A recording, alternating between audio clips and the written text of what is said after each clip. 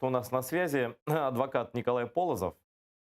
Здравствуй, Коля. Добрый вечер. Вот, Добрый вечер. я хочу, чтобы ты рассказал, ну, в данном случае жителям оккупированного Крыма и всей Украины о том, какие террористические в кавычках дела сейчас спешным образом шьют российские власти в оккупированном Крыму, там и не только, но в оккупированном Крыму конкретно сшито 3 уголовных дела.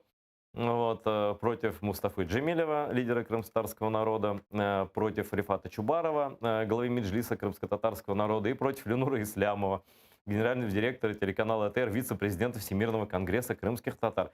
Я знаю, что во всех этих делах ты в курсе, вот, хотя и не находишься сейчас в Крыму по понятным причинам. Расскажи-ка, это всем интересно, что шьют товарищи начальники НКВДшные, и каким гулагом угрожают нашим лидерам. Конечно, фиг у них что получится, но просто интересно.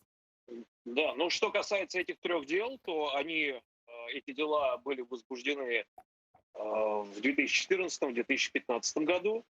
Потом они были приостановлены, часть из них расследовала ФСБ, часть расследовал Следственный комитет.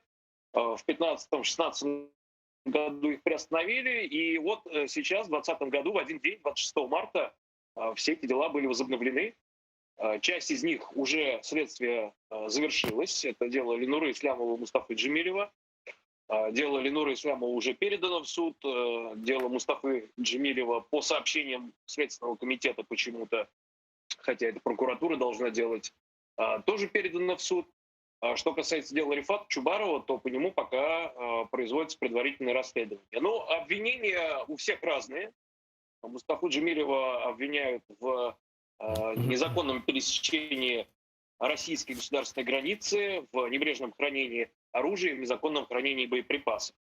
Что касается Рифата Чубарова, его обвиняют в организации массовых беспорядков 26 февраля 2014 года в Симферополе у здания Верховной Рады Автономной Республики Крым, а также в публичных призывах к нарушению территориальной целостности Российской Федерации. А Ленура Ислямова обвиняют в проведении диверсии, в создании незаконного вооруженного формирования, а также в нескольких эпизодах публичных призывов к нарушению территориальной целостности.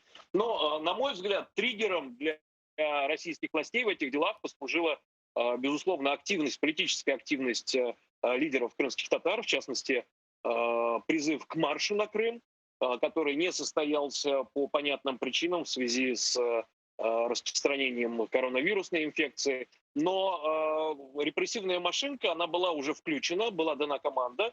И несмотря на изменившиеся обстоятельства, на то, что марш 3 мая не состоялся, эти дела все равно форсированно расследовали и передали в суд. Для чего это нужно? Ну, совершенно очевидно, российские деятели будут впоследствии, значит, размахивать приговорами крымских судов в парламентской ассамблее Совета Европы и на других площадках, куда их пустят.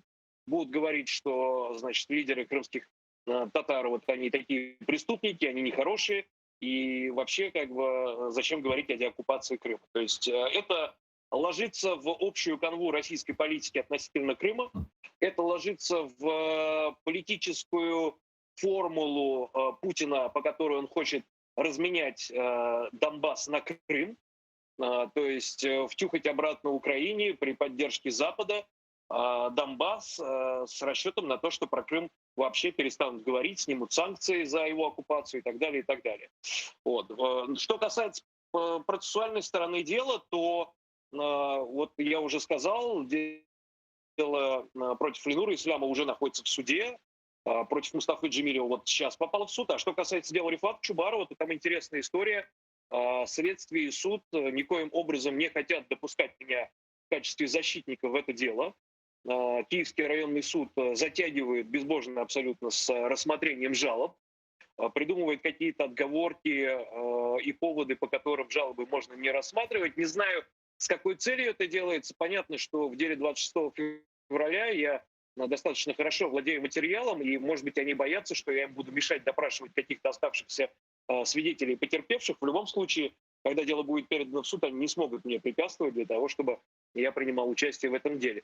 Но суть остается прежней. Это продолжение репрессий, это сигнал тем крымским татарам, которые находятся сейчас на оккупированной территории, что преследовать будут всех и каждого, начиная с лидеров и заканчивая совершенно случайными людьми, которых чуть ли не отлавливают на улице, навешивая огромные сроки.